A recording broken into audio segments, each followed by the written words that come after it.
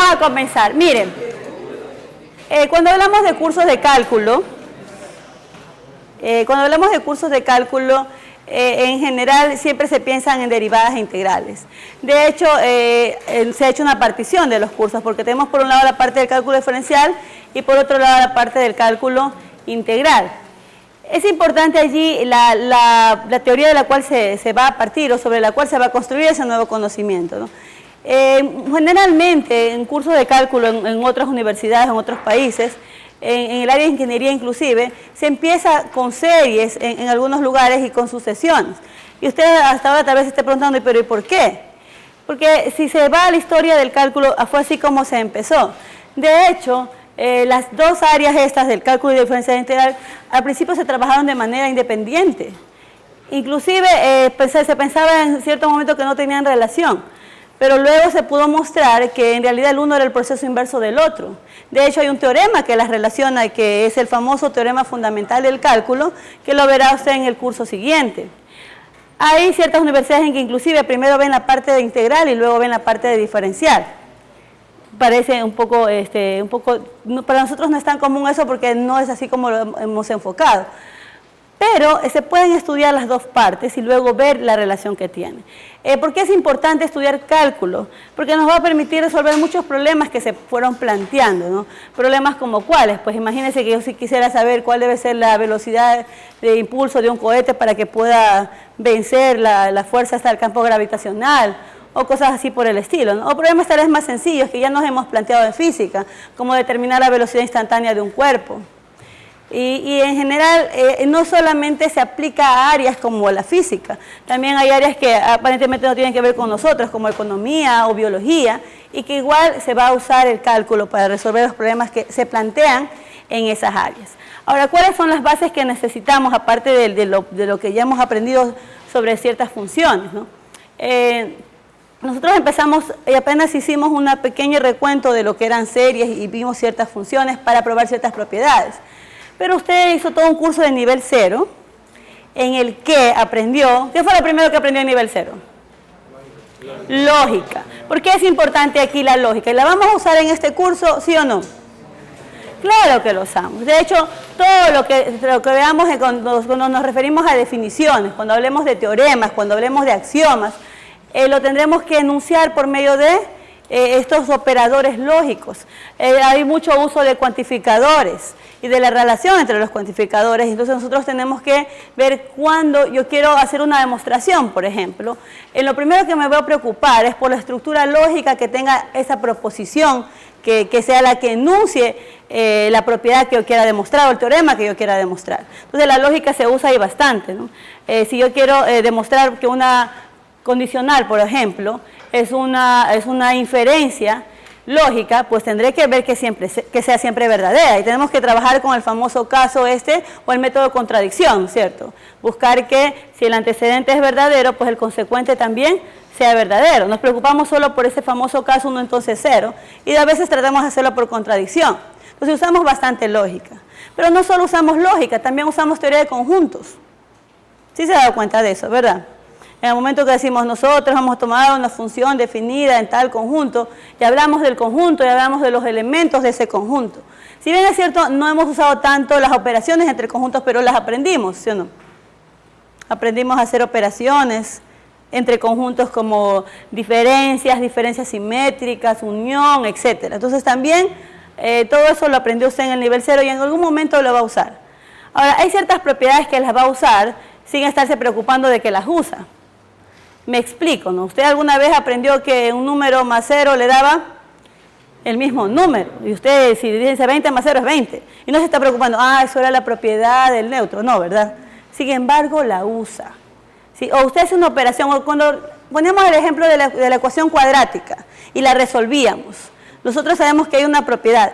En ese caso son propiedades de los números reales. O sea, hablamos de los conjuntos, pero luego también hablamos del capítulo siguiente que vimos en el pre, que fue ¿cuál? El de los números reales, ¿verdad? Y hablando de los números reales, hay algunas propiedades importantes de números reales. De hecho, se pueden clasificar estas propiedades. Hablamos de las propiedades de campo. ¿Ha escuchado alguna vez eso de propiedades de campo? No porque hasta ahora no nos ha interesado agruparlas de algún modo, pero usted aprendió, por ejemplo, que si suma dos números reales, ¿qué le va a dar? Un número real. Eso se llama propiedad de cerradura. Y de algún modo se les mencioné al inicio de este curso, ¿se acuerdan? Sí. También cuando hablábamos de propiedad conmutativa o propiedad asociativa o existencia del neutro o existencia del inverso o inclusive las propiedades distributivas, cuando ya mezclamos operaciones en reales como suma y producto, esas son propiedades de campo. ¿Sí? Bueno, se les suele dar ese nombre. O axiomas de campo. También están los de relación de orden, que también las vamos a emplear en este curso para cuando queramos hacer demostraciones de teoremas más adelante. ¿A qué me refiero con propiedades de relación de orden? ¿Qué le suena a usted a eso? Si hablamos de dos números reales y yo los comparo, ¿qué puede pasar con esos dos números? Puede pasar, si yo tengo un número A y un número B, ¿qué relación de orden puede haber entre ellos? Puede ser que A sea menor que B, A sea igual a B, o A sea mayor que B. ¿Hay más situaciones? No hay más. A esa propiedad se le llamaba tricotomía de los números reales. Ah, sí le dijeron. Sí está en el librito de fundamentos, sí estaba eso. ¿Qué más? También teníamos la famosa propiedad transitiva. ¿Se acuerdan? ¿Cuál es la propiedad transitiva? Oye, vamos a usar eso para demostrar límites. Si A es menor que B y B es menor que C. Ah, ¿verdad? Claro. Lo que pasa es que nos la sabemos, pero no nos gustan, los nombres no nos gustan.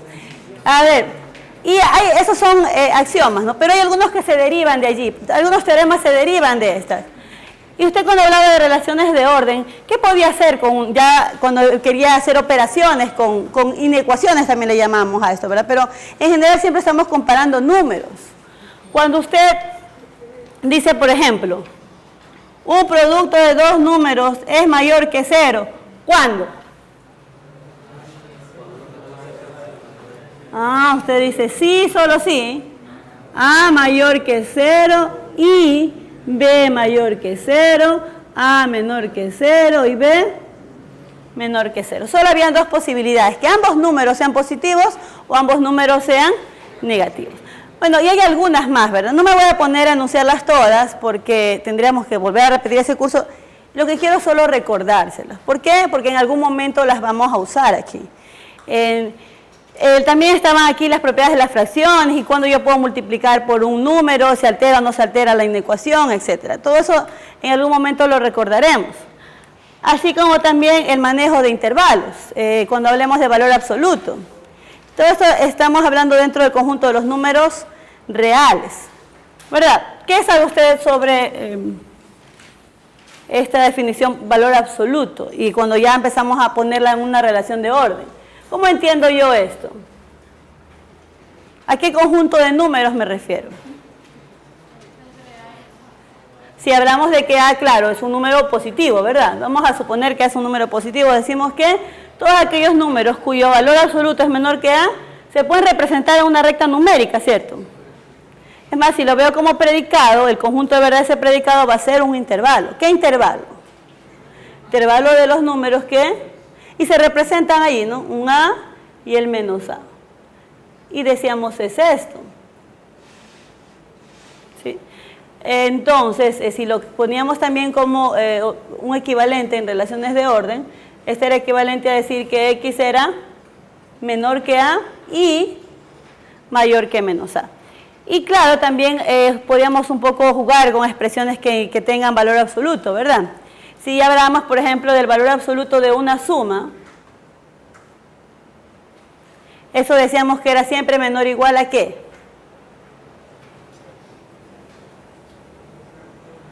Al valor absoluto de X más el valor absoluto de Y. ¿Cómo se llamaba esa propiedad?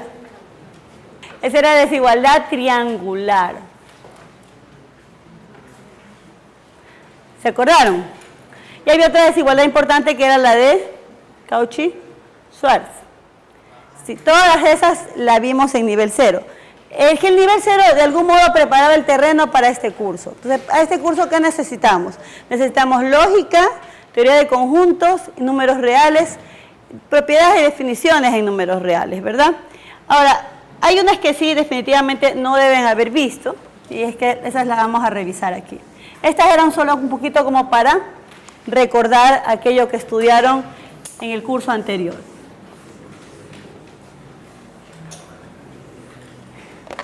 Hay ciertos conceptos interesantes que de algún modo nos van a facilitar a definir las cosas que tenemos que definir ahora, como la definición de límite, por ejemplo.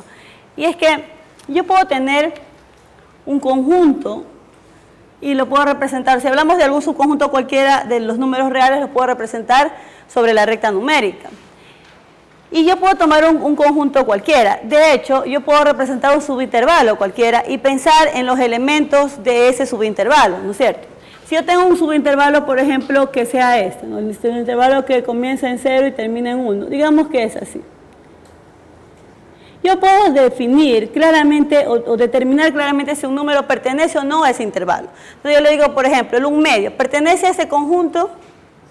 Sí. Si a este conjunto yo le denomino X, entonces yo pregunto, ¿un medio es elemento de X? Y usted me dice, esto es verdadero. Y le pregunto, ¿el 0 pertenece a X? Y usted me dice, esto es falso. Así de simple, ¿verdad? Entonces hay otros conceptos que hasta ahora, eso es hablando de los conceptos desde el punto de vista de conjuntos. Cuando hablamos de conjuntos, pues yo puedo luego tomar elementos y preguntarle si ese elemento está o no está en el conjunto, que es lo que hemos estado haciendo ahora. Pero hay ciertas definiciones que no hemos visto en cuanto a los números reales o cualquier subconjunto de los mismos. Por ejemplo, el concepto de punto de acumulación.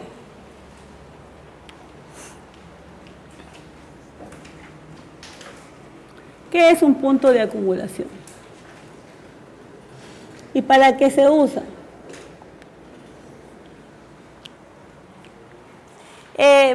No nos vamos a meter mucho con definiciones así muy rigurosas, pero sí vamos a tratar de entenderlo desde el punto de vista geométrico. ¿Y por qué necesitamos hacerlo? Yo ya había un poquito introducido el tema de límites, ¿verdad?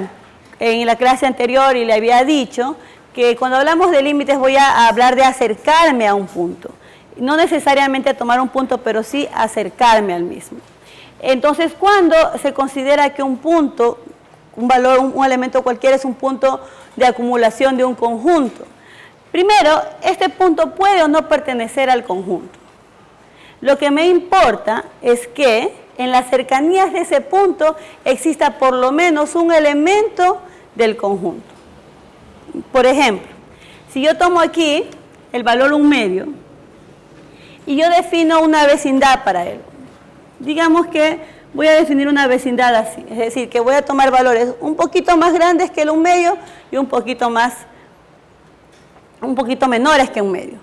Entonces, por más pequeño que yo tome este subintervalo, siempre aquí van a haber puntos que pertenecen al conjunto. ¿Sí ve? Claro, si lo tomo así de grande, van a ver, ¿no? Pero al menos habrá un punto, por lo menos uno, que pertenezca al conjunto. Ahora, aquí he tomado el 1 medio. ¿Qué tal si yo tomo el 0? ¿El 0 pertenece al conjunto? Habíamos dicho que no. Sin embargo, a pesar de que no pertenezca al conjunto, sí es un punto de acumulación. ¿Por qué? Porque si yo tomo aquí una vecindad para él, por muy pequeña que sea, ¿cómo tomo una vecindad? Una vecindad se puede tomar hablando de una distancia épsilon, ¿no? ¿Qué tan cercano esté? Digamos que este es un valor pequeñito. No quiero aún tomar muchas de valores estos especiales, pero bueno, démosle un nombre allí. Digamos que esto es un épsilon, digamos que es un 0.1. Si yo tomo los valores que están entre 0 y 0.1, por muy pequeñito que sea, allí entre esos dos valores aún habrá un punto que pertenezca a ellos. Se me ocurre tomar un épsilon más pequeño. ¿Qué tal se me ocurre tomar el 0,0001? Aún entre el 0,001 y el 0 habrá otro punto que pertenezca a X. Entonces, este valor 0, a pesar de no ser un elemento de X, sí es un punto de acumulación de X.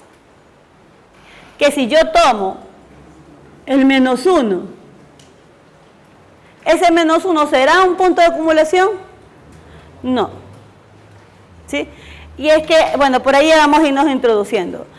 Para todo epsilon que yo tome, ¿no? Por lo menos debe haber un valor que pertenezca. Aquí no puedo hacerlo. Si yo tomo un epsilon pequeñito, no va a existir.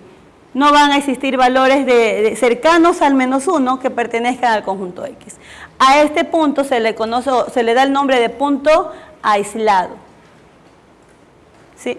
Ahora, todo elemento que pertenezca al conjunto de seguro va a ser un punto de acumulación. Pero hay ciertos puntos, como el caso del 0, que a pesar de no ser elementos del conjunto, son puntos de acumulación. ¿Sí? ¿Está claro entonces esto de punto de acumulación? ¿Podremos hacer una definición de punto de acumulación? Entonces podemos decir, X, vamos a ponerle minúscula, es un punto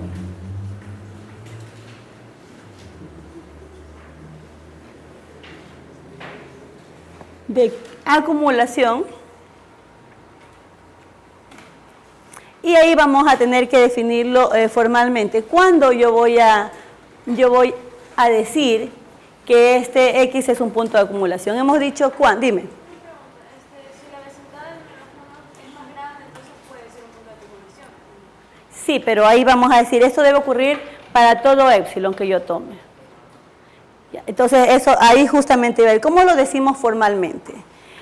Si yo tomo un epsilon bien grande, claro, pero ese no es suficiente. Debería eso probarse para todo epsilon. Claro, se entenderá que epsilon es un valor pequeño, pero de todas maneras, si yo lo dejo así abierto, debería cumplirse para todo epsilon. Tal vez se cumpla para este, pero para el de acá no se cumple.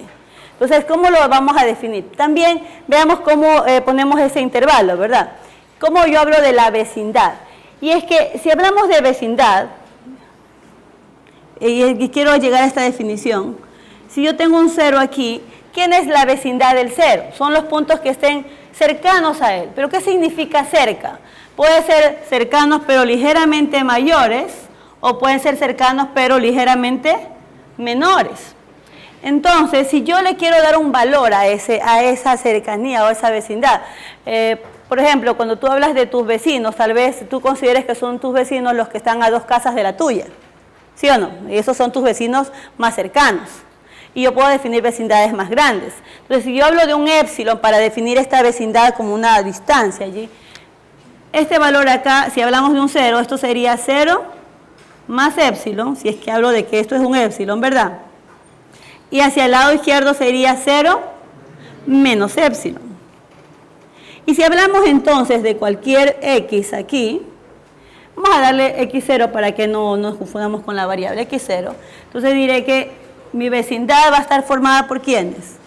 Por los x0, valores que estén entre x0 y x0 más epsilon, y los que estén entre x0 y x0 menos epsilon. Ahora, cualquier valor que yo tome aquí, diremos que pertenece a ¿quién? Sí, X, ¿cómo defino esa vecindad? Esa vecindad estaría formada por un conjunto. ¿Qué intervalo es este? Es el intervalo que va desde x0 menos epsilon, sí, ¿verdad? Hasta x sub 0 más epsilon.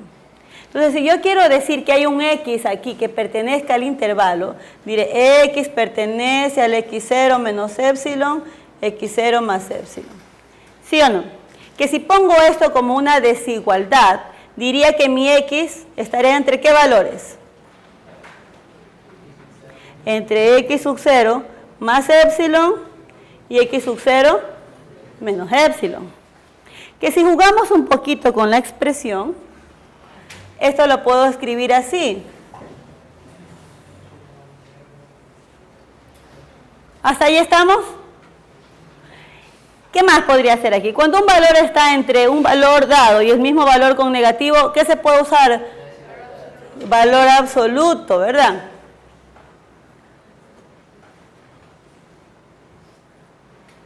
Sí. Y entonces, cuando yo quiero hablar de una vecindad para el x0 por medio de un epsilon, diré que x está entre esos valores, ¿no? Y lo puedo decir de esta manera. Es decir que esto, que x pertenece a x0 menos épsilon, x0 más épsilon, es equivalente a decir que el valor absoluto de x menos x0 es menor que épsilon. Entonces, ¿cómo lo voy a usar para mi definición de punto de acumulación? Le voy a decir lo siguiente, de la siguiente manera. Si y solo si, para todo épsilon positivo, debe ocurrir ¿qué? ¿Qué es lo que debe ocurrir?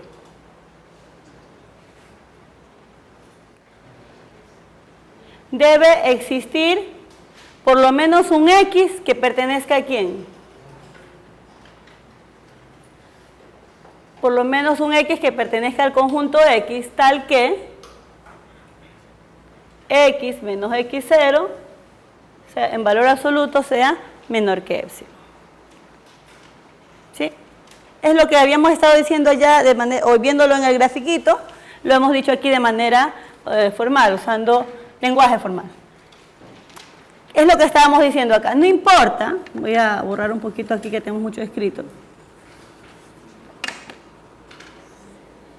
No importa qué valor donde yo tome el punto, ¿no? No importa qué tan pequeño sea el épsilon. ¿Estoy diciendo aquí?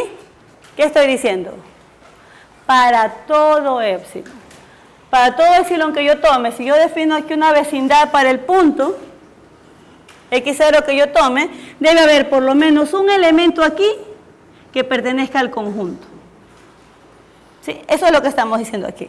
Para todo épsilon mayor que 0 debe existir al menos un x que pertenezca al conjunto x que habíamos mencionado, que esté en la vecindad. ¿Sí? ¿Estamos de acuerdo? Si usted se da cuenta allí y lo aplicamos para este conjunto, siempre que yo tenga un punto dentro del intervalo se va a cumplir. Si tomo el 0, y esa parte es interesante, el 0, en este ejemplo, a pesar de no ser un elemento de X, sí es un punto de acumulación de X. Suele llamárseles al conjunto formado por todos los puntos de acumulación de un conjunto con esa nomenclatura. Entonces, si yo tengo un conjunto cualquiera X, ¿cómo entiendo X'? Es el conjunto de los puntos de acumulación de X. En este caso podríamos decir esto. ¿Sí ve? ¿Por qué? Porque todos los de aquí adentro son puntos de acumulación. Y el 0 también es un punto de acumulación. Hay ciertos conjuntos dentro de los reales que son interesantes porque no tienen puntos de acumulación. Para que quiten esas caras, me refiero, por ejemplo, al conjunto de los enteros. Si yo tengo a los enteros, ¿alguno de ellos será un punto de acumulación? Digamos que tengo z. Z es infinito, ¿no? Comienza, no sabemos, en menos infinito, pero ya un menos 1, tendré un 0, tendré un 1, tendré un 2. ¿Y a dónde se va? Pues también decimos al infinito. Bueno, ese infinito hasta ahora lo que tenemos es una idea nada más, ¿verdad? Y entonces yo digo, cualquier punto de estos, por muy pequeña que defina la vecindad, ¿tendría aquí algún punto? Porque es para todo epsilon, ¿verdad? ¿Tendría algún punto que pertenezca al conjunto de los enteros? Claro, estoy diciendo el conjunto, para mí mi conjunto es los enteros. Si yo hablo de los enteros. No. Ninguno de sus puntos es un punto de acumulación. De hecho, el conjunto de los enteros está formado por puntos aislados. ¿Sí ven? ¿Sí nota la diferencia? Si hablamos de su conjunto de los reales, allí sí puedo hablar de puntos de acumulación, pero aquí todos sus puntos son puntos aislados. Ya vamos a ver luego dónde vamos a usar esas definiciones. Y también vamos a justificar el por qué la necesidad de definir punto de acumulación. Justamente una de las razones va a ser esta, ¿no? Cuando hablemos de límite, muchas veces no me va a interesar cuál es el valor de la función en ese punto, porque generalmente serán puntos que no pertenezcan al dominio de la función, pero sí serán puntos que sean puntos de acumulación. ¿Sí? ¿Está claro? ¿Puedo seguir? Bien, entonces vamos a tener presente esa definición para lo que veamos a continuación. Entonces, Habíamos dicho que el día de hoy queríamos empezar a estudiar este concepto de límite. ¿Para qué vamos a usar el concepto de límite? Pues lo vamos a usar para analizar funciones. Y es que nos interesa saber cómo se comporta una función, porque esta función puede representar para mí el comportamiento de algún fenómeno que yo quiera estudiar, ¿verdad? Y es que hay funciones que son muy bonitas, ¿no? Que no tienen problemas en su dominio y nada por el estilo. Pero tal vez tenga yo funciones, tales como esta, que si la estudiamos, ¿verdad? Y vimos cómo era su gráfica. Esa es una hipérbola. Se llama hipérbola rectangular, sus asíntotas son los ejes X y Y. Y yo veo esta regla de correspondencia a esta función. No me han dicho de dónde a dónde va, pero sabemos que si me piden plantear el dominio, inmediatamente diría aquí X no puede ser 0. ¿Por qué? Porque la división por 0 no está definida. Tenemos una idea de esa división por 0. Decimos, no, pues si es dividido para 0 es infinito. Sí, pero la pregunta es, ¿y cuánto es infinito? No sabemos exactamente cuánto es. Sin embargo, cuando construimos la gráfica de esa función, ¿cómo lo hacemos? Pues bueno, yo digo, si X vale 1, pues ya vale 1. Así, por ahí empezamos, ¿verdad? Nuestra tablita de valores famosa. Si X vale 2, le vale 1 medio. Y ahí puedo darme cuenta que a medida que le voy aumentando el valor a X, va disminuyendo. De hecho, eso lo estudiamos también en el nivel 0, ¿verdad? Habíamos dicho que una función como esta tiene un comportamiento especial. ¿Cómo se llamaba ese comportamiento especial? Cuando yo veía que tendía algún valor específico. ¿Sí vieron eso en el PRES? Asíntotas, se llamaban asíntotas, ¿verdad? ¿No las vieron? Les dijeron que era una idea. De hecho, lo manejaron de manera intuitiva. Ahora vamos a empezar de esa manera para retomarlo y vamos a llegar luego a definir esto mediante límites, ¿no? Este comportamiento mediante límites. Entonces yo puedo ver aquí que a medida que X crece, Y decrece, ¿no? Entonces decíamos que tiene un comportamiento asintótico, ¿no? ¿Por qué? Porque podría pensar en que tiende a hacerse 0 en algún momento, pero ¿dónde se me hace 0? En el infinito, decíamos, exacto. Eso asíntota, su amor imposible, ¿no? Se acerca, pero no la toca. ¿No les habían dicho eso de la asíntota? Bueno, no vamos a desviarnos del tema, ¿no? Algunos empiezan a mirar a sus asíntotas aquí y no vamos a hacer eso. Pero decíamos, puedo de algún modo ver, definitivamente no debía haberlo dicho así. Se me alborotan enseguida ustedes. Bueno, decía que puedo darme cuenta del comportamiento. Definitivamente esta función no está definida en 0, porque no tiene imagen para el 0. Ese punto 0 no pertenece al dominio de la función. Pero yo puedo ver qué es lo que pasa cuando yo me acerco al 0.